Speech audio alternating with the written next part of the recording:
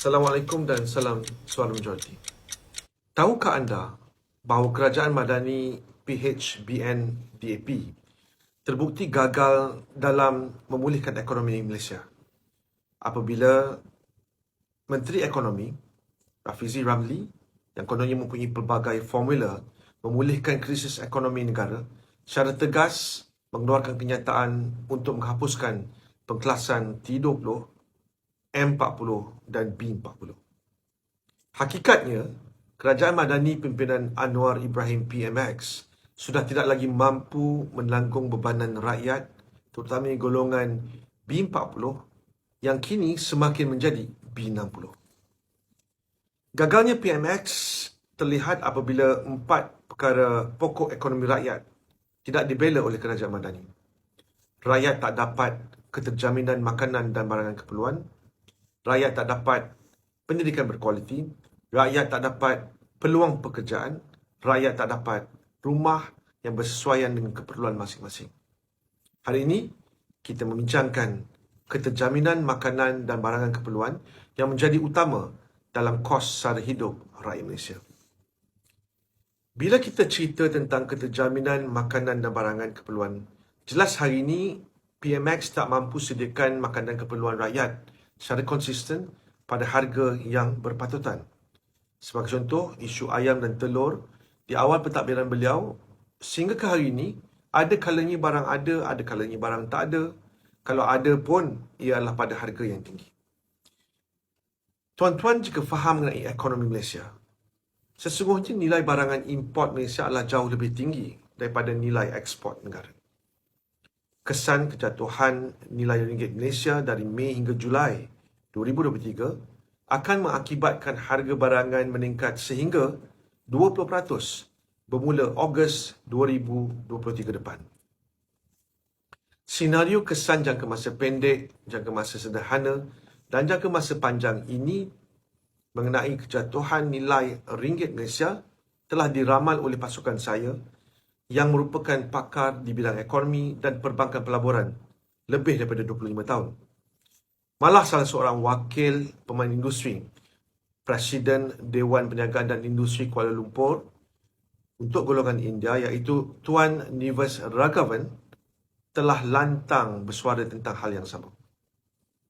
Isu yang disuarakan ini malangnya telah disanggah dan ditentang sekeras mungkin oleh dua individu. Pertamanya adalah YB Fuziah Saleh yang merupakan timbalan Menteri Perdagangan Dalam Negeri dan Kos Sara Hidup.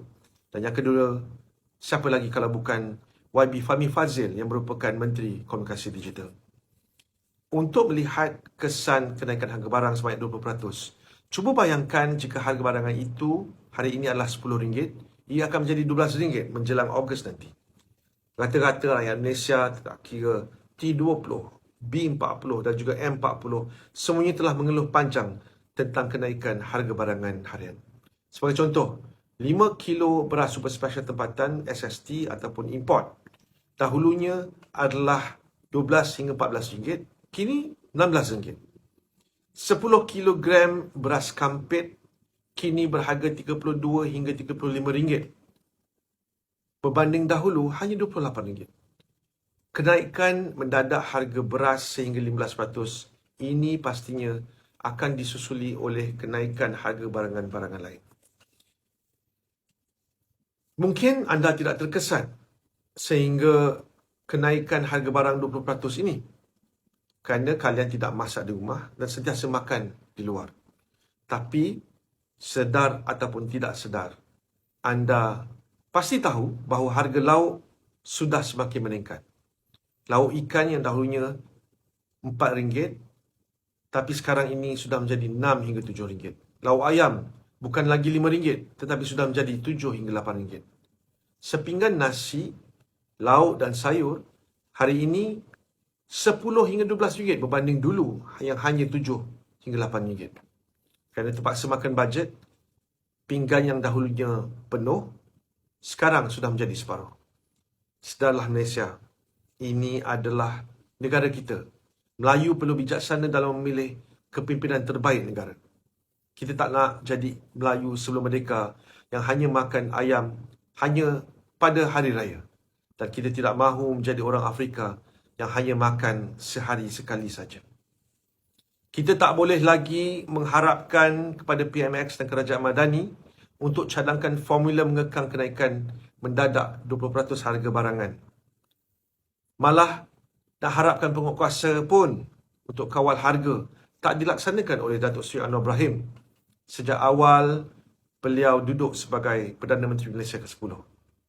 Sebenarnya, rakyat hari ini telah muntah darah mendengar alasan PMX yang kononnya baru 8 bulan menjadi kerajaan Malaysia. Kita cabar PMX. Ya. Kita cabar PMX untuk beri jaminan bahawa kerajaan Madani akan pastikan harga tak akan naik. Jika PMX terus berdiam diri, bermaksud PMX merelakan kenaikan harga barangan mendadak bermula Ogos ini. Sila kongsikan di ruang komen di bawah pandangan kalian mengenai perbezaan harga yang dulu kita selalu beli berbanding pada hari ini. Sentiasa ingat dalam hati bahawa hujah saudara adalah hujah saya. Salam Suara Majoriti.